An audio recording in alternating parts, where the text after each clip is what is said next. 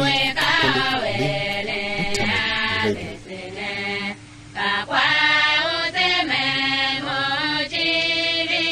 Radio.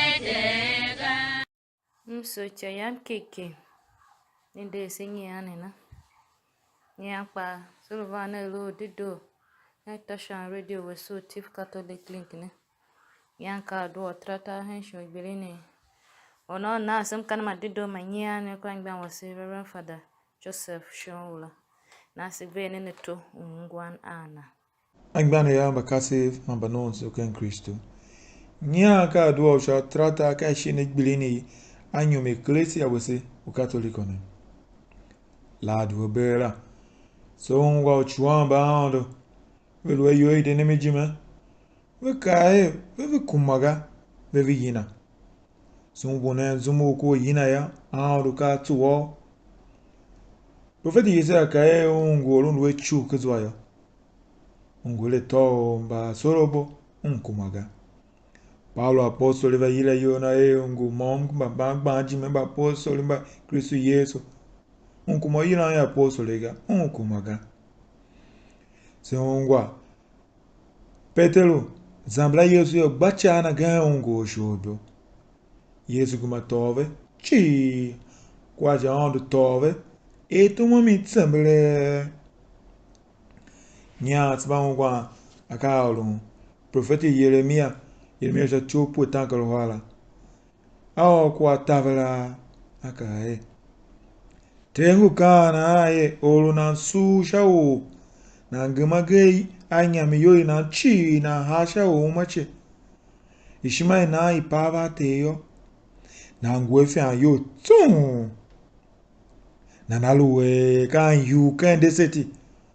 olu tsasa na nanga shio mpeyo avega shienu mpeyo guki umo naga chi aji na atema ka aji le tse am dolu mom bamaluga yo azaime no nove ona su shateyo sana yo nangwe ka wan hyuga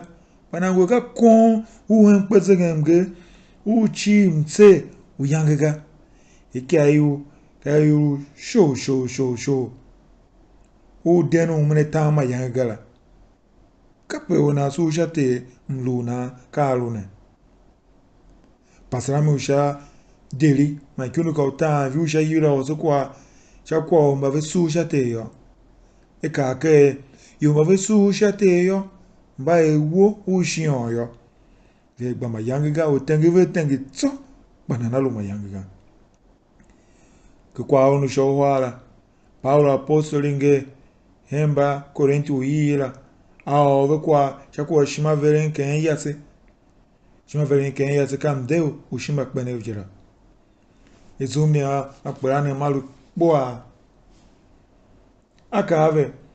aleni luwe shima veren ken am deu Kristo gaga bini kwa te no le ni mba yomba ni korum honum bishiyo akawana Yesu Kristo ka ya kitutwa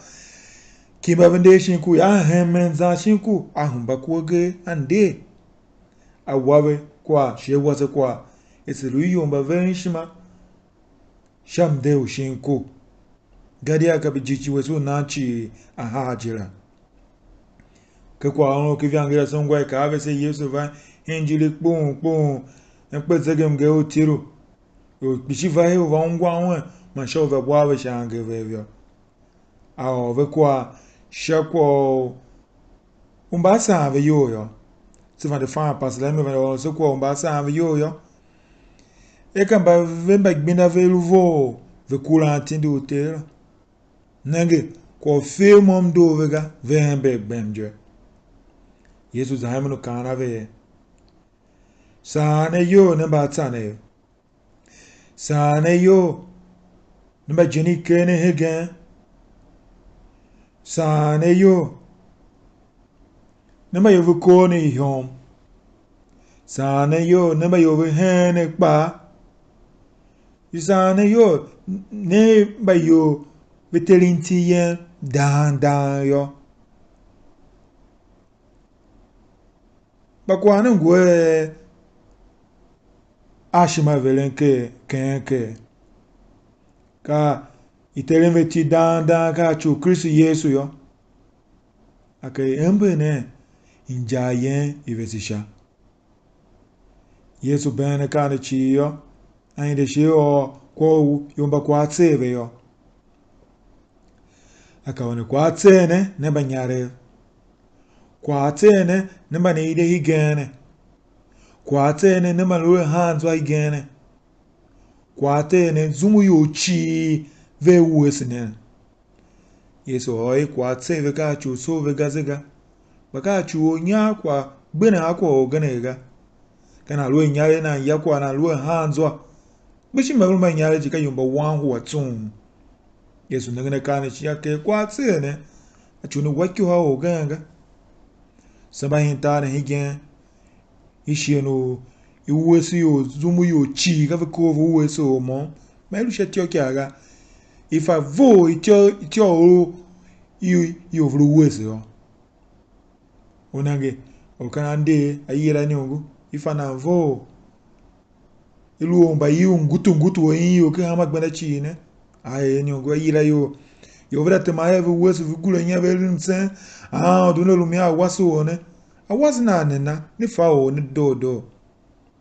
awasi na chu pege shina da yi na ba yo wanne ngukpo a na da ye sira ye wan chinga va he yo ka pe ibe ta wasu ukra do na ye ga jine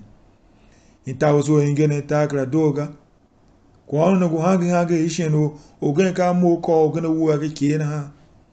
ikyu ogen ki mo ihe yumba ile ta yumba gen izaida ngo yo ji ikoyo isonguve wu wa ve danda ishena kwa aka olu nga hangi se vene shima yesi how to te mkana mama hangi ishena igum yo vene ayuro ve hingi ikpa ni bapati vingi ikpa uzege ba yoro achu vezo kwa we yela bilin ko bilin ka kwa ona go hangi zun isheno bagade vete mimi vo gbaondola chachu champion vezo kwa veya yo kwa ona go hangi isheno jeni keyo bishi nchia chimhiri ni magitio magande mano dido mo makra dugala yira se esuru yomba no shima hime tudu se ve shima shaondo weso no aso se sham no weso lomba kresu la yira se esemba suru yave yasinde yira se esemba sinde yas Moses zande yira se simba suru zande la facho se yevese se lum senkle duana adu no lumuya ava so se anase mlu dido venishima yeshana mundu wenga asose hegen magbemsha won bemote alwa venchi siso no vene to vese siso wangba wosipa Fada Shonwula shamkane na matido hene vesinya na se zane ndikule sima se sipine ne yoresi kama wosito ma wosise vesha kevinana so no chi